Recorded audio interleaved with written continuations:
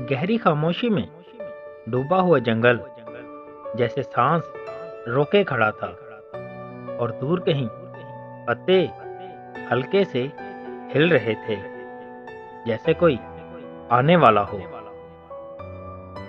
सफेद रंग का नन्हा खरगोश चीकू अचानक झाड़ियों से बाहर आया। इसके कान खड़े थे और आंखों में तजस्सुस चमक रहा था। थोड़ी दूर लंबे घास में मेमना गोलू चलते हुए हल्की सी मैं कर रहा था जैसे किसी दोस्त को ढूंढ रहा हो। चीकू ने अचानक गोलू को देखा और खुशी से उछल पड़ा जैसे इसे किसी पुराने दोस्त की याद आ गई हो।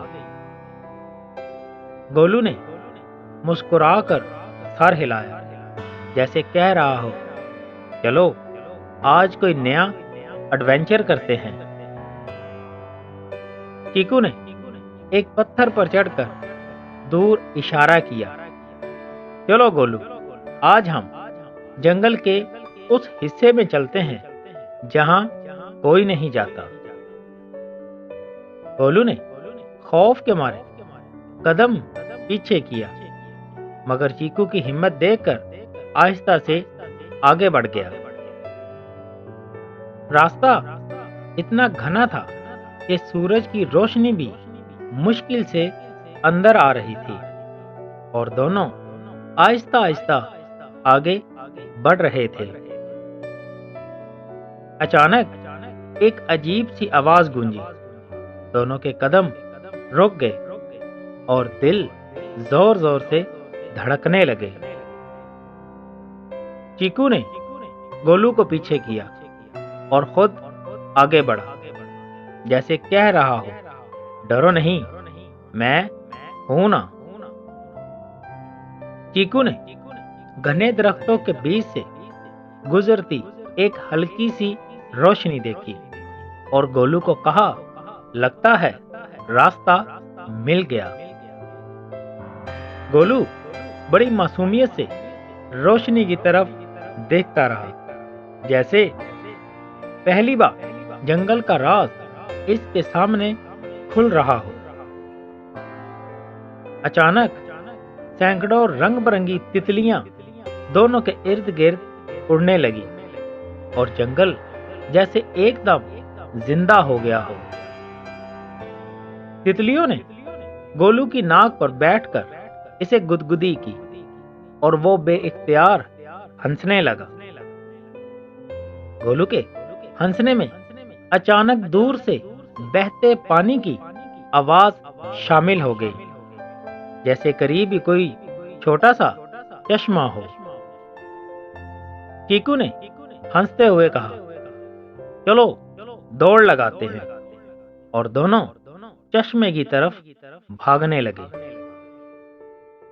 चश्मे के पानी में सूरज की रोशनी झिलमिल कर आ रही थी जैसे किसी ने चांदी का फर्श बिछा दिया हो। गोलू ने मजे से अपना मुंह पानी में डाला और ठंडक महसूस करने लगा। चीकू ने अचानक अपने पैरों से पानी उछालकर गोलू को भिगो दिया और दोनों खेल में लग गए। ऊपर से हल्की हवा चली और दरख्तों के पत्ते बारिश की तरह गिरने लगे। मंजर ऐसा था जैसे कोई फिल्म चल रही हो। चीकू ने चश्मे के पार जाता हुआ छोटा पत्थरों का पुल देखा और सोचा कि यही तो असल एडवेंचर का रास्ता है।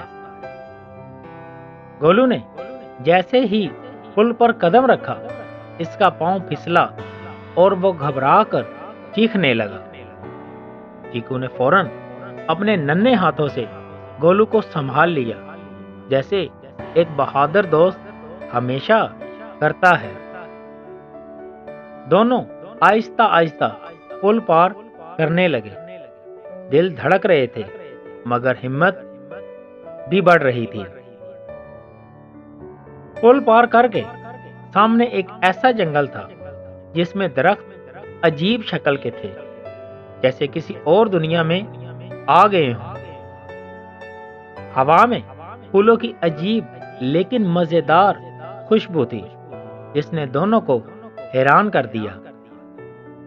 سامنے کچھ پھول ہلکی ہلکی روشنی چھوڑ رہے تھے، جیسے ان کے اندر چھوٹے چراغ جل رہے ہوں۔ گولو نے ایک پھول کو آہستہ سے چھوا اور وہ چھوتے ہی مزید روشن ہو گیا، جیسے اسے کسی نے جگا دیا ہو۔ چیکو حیرانگی سے اچھلنے لگا۔ گولو، یہ تو جادوئی جنگل ہے، ہمیں اس کا راز ڈھونڈنا ہوگا۔ راستے پر عجیب سے پتھروں کے نشانات بنے ہوئے تھے، جیسے کسی نے رہنمائی کر رکھی ہو۔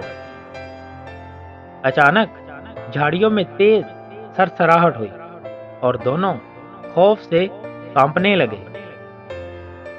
جھاڑیوں سے ایک عجیب پرندہ نکلا جس کے کان لمبے اور آنکھیں چمکدار تھیں، مگر وہ دوستانہ لگ رہا تھا۔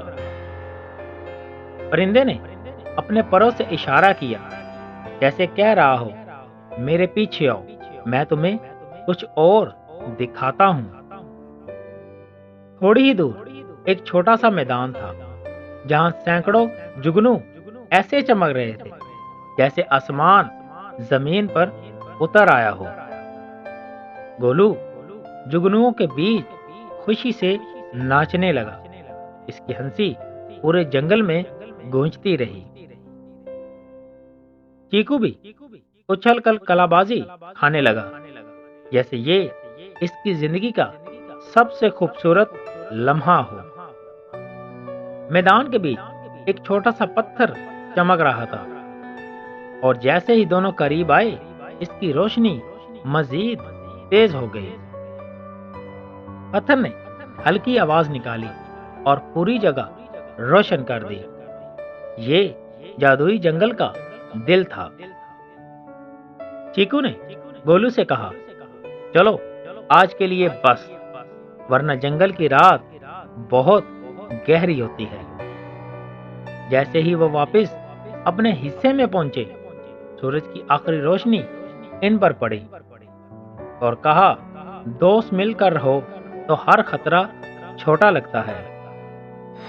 دوستوں، اگر آپ کو ہماری یہ کہانی اچھی لگی ہو تو ہمارے چینل کو لازمی سبسکرائب کیجیے گا۔